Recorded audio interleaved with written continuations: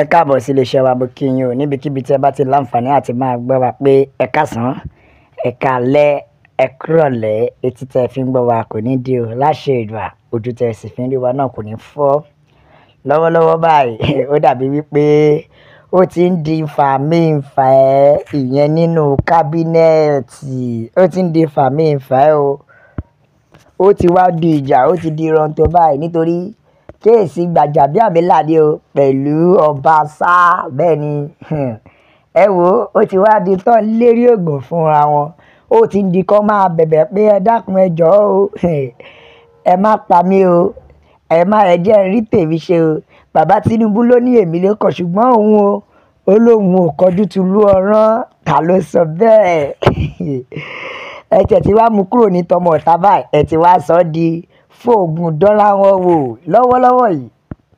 Ìjà tó ń lọ lọ́wọ́lọ́wọ́, ṣé ẹ mọ̀ tẹ́ ẹ bá gbàgbé ẹ̀yin ènìyàn mi, ṣé ẹ mọ̀ pé wọ́n ti approve ọmọ bàbá Tinubu, ìyẹn Ṣèyí Tinubu. Bẹ́ẹ̀ ni o, kéèsì ẹ ti Gbajabiamila náà ti ṣe kíni, Ṣèyí Tinubu náà, Ọbaṣá náà, àwọn mẹ́tẹ̀ẹ̀ta ti wá ń fà á, wọ́n ti di fàmí-n-fà-ẹ́. Kí lọ́jọ́ ń fà? Kí lọ́jọ́ fẹ́ fà bí kò ṣe ọ̀rọ̀ gọ́fúnọ́ṣìpù tó ń bọ̀ ní 2027. Ẹyẹ èèyàn mi ṣe rí i pé àwọn arábí yìí wọn ò ní pílánì fún àwọn ọmọ Yorùbá rárá. Wọn ò ní pílánì fún wa.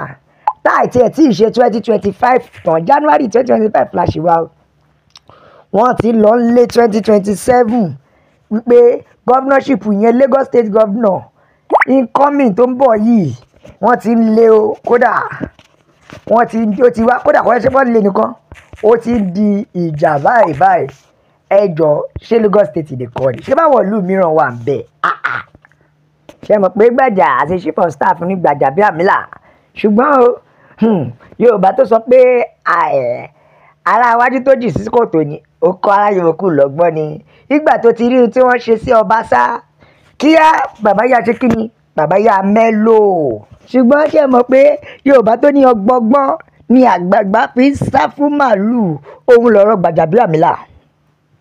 Nígbà tí bàbá Gbajà rí pé wọ́n ti fẹ́ kó bọ́wọ́ lé òun lọ, bàbá ò fẹ́ kú. Ó ti rí pé wọ́n ti fẹ́ kó bọ́wọ́ lé òun lọ́wọ́. Kíá ni bàbá yá láhùn.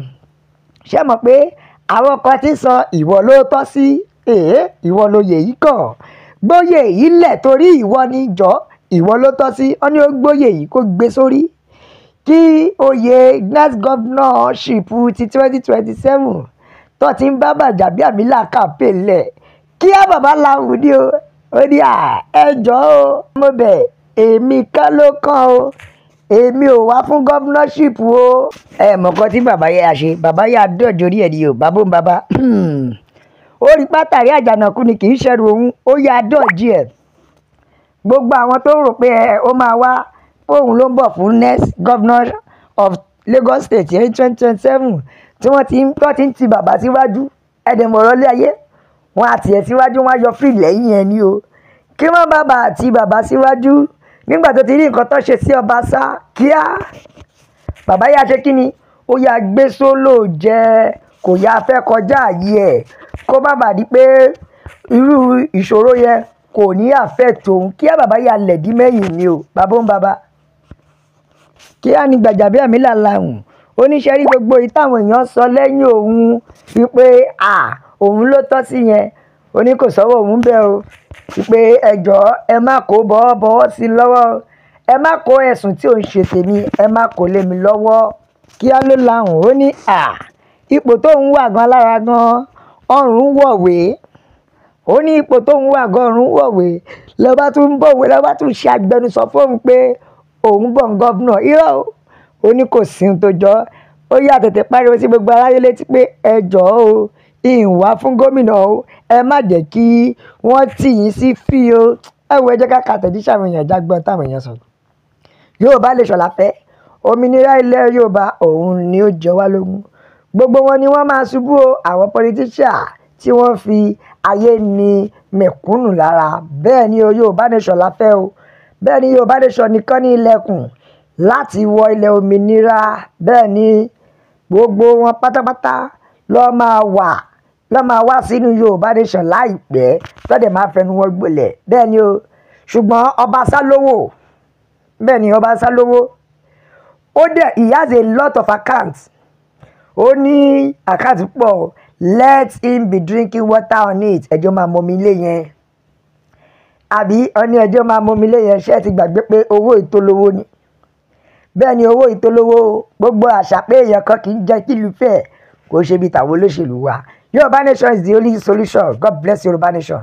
Bẹ́ẹ̀ ni o, wọ́n ní bàbá Tinubu nìkan ló lè lẹ́tọ̀ọ́ láti choose the next governor Lagos State.